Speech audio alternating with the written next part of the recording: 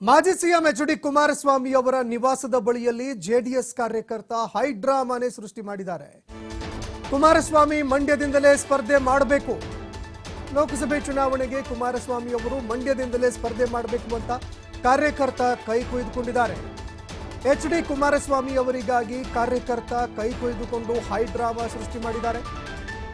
ಮಂಡ್ಯ ಮತ್ತು ಚನ್ನಪಟ್ಟಣ ಕಾರ್ಯಕರ್ತರ ನಡುವೆ ಇದೇ ಕಾರಣಕ್ಕಾಗಿ ವಾಗ್ವಾದ ಕೂಡ ನಡೆಯಿತು. ಮಂಡ್ಯದಿಂದ ಸ್ಪರ್ಧೆ ಮಾಡಿ ಅಂತ ಹೇಳಿದ್ದಕ್ಕೆ ಚನ್ನಪಟ್ಟಣ ಜನ ಗರಂ ಆದ್ರು. ನಿಖಿಲ್ ಅವರನ್ನ ಬೇಕಾದ್ರೆ ಮಂಡ್ಯಕ್ಕೆ ಕರೆದುಕೊಂಡು ಹೋಗಿ, ಕುಮಾರಸ್ವಾಮಿ ಅವರು ಇಲ್ಲೇ ಇರಲಿ ಅಂತ ಅಸಮಾಧಾನ ಹೊರಹಾಕಿದ್ರು. ಕುಮಾರಸ್ವಾಮಿ ಅವರನ್ನ ಬಿಟ್ಟುಕೊಡೋದಿಲ್ಲ ಅಂತ ಚನ್ನಪಟ್ಟಣದ ಕಾರ್ಯಕರ್ತರು ಆಕ್ರೋಶ ಹೊರಹಾಕಿದ್ರು. ಇದೇ ವೇಳೆಯಲ್ಲಿ ಮಂಡ್ಯದ ಕಾರ್ಯಕರ್ತನೊಬ್ಬ, ಜೆಡಿಎಸ್ ಕಾರ್ಯಕರ್ತನೊಬ್ಬ ಕೈ ಕೊಯ್ದುಕೊಂಡು ಹೈಡ್ರಾಮಾ ಸೃಷ್ಟಿ ಮಾಡಿದ್ದಾನೆ. ಜೆಪಿ ನಗರದ ಕುಮಾರಸ್ವಾಮಿ ನಿವಾಸದ ಬಳಿಯಲ್ಲಿ ಕಾರ್ಯಕರ್ತರ ಹೈಡ್ರಾಮಾ ಬೆಳಕಿಗೆ ಬಂದಿದೆ. ಇನ್ನು ಅದೇ ರೀತಿಯಾಗಿ ಕುಮಾರಸ್ವಾಮಿ ಅವರ ಸ್ಪರ್ಧೆ ವಿಚಾರಕ್ಕೆ ಸಂಬಂಧಪಟ್ಟಂತೆ ಕಾರ್ಯಕರ್ತರ ನಡುವೆ ವಾಗ್ವಾದ ಕೂಡ ನಡೆಯಿತು. ಯಾವುದೇ ಕಾರಣಕ್ಕೂ ಅವರನ್ನ ಬಿಟ್ಕೊಡೋದಿಲ್ಲ ಅಂತ ಚನ್ನಪಟ್ಟಣ ಕಾರ್ಯಕರ್ತರು, ಮತ್ತೊಂದೆಡೆಯಲ್ಲಿ ಲೋಕಸಭೆ ಚುನಾವಣೆಗೆ ಮಾಜಿ ಸಿಎಂ ಮಂಡ್ಯದಿಂದಲೇ ಸ್ಪರ್ಧೆ ಮಾಡಬೇಕು ಅಂತ ಕೆಲವು ಕಾರ್ಯಕರ್ತರು ಒತ್ತಾಯ ಕೂಡ ಮಾಡ್ತಾ ಇದ್ದಾರೆ.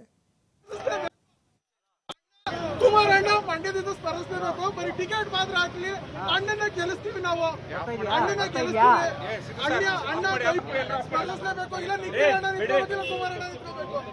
ಇಲ್ಲ ನಾನು ನಿಜವಾಗ್ಲೂ ಇದು ಇದು ನಮ್ ದೇವ್ರು, ಇದು ರಕ್ತ ಸುರಿಸ್ತೀವಿ. ನಾನು ಅಣ್ಣಗೋಸ್ಕರ ರಕ್ತ ಸುರಿಸ್ತೀವಿ.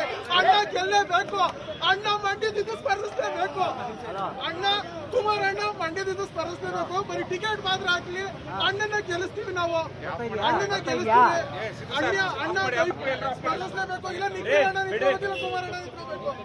ಇಲ್ಲ ನಾನು ನಿಜವಾಗ್ಲೂ ಇದು ಇದು ನಮ್ ದೇವ್ರು, ಇದು ರಕ್ತ ಸುರಿಸ್ತೀವಿ. ನಾನು ಅಣ್ಣಗೋಸ್ಕರ ರಕ್ತ ಸುರಿಸ್ತೀವಿ.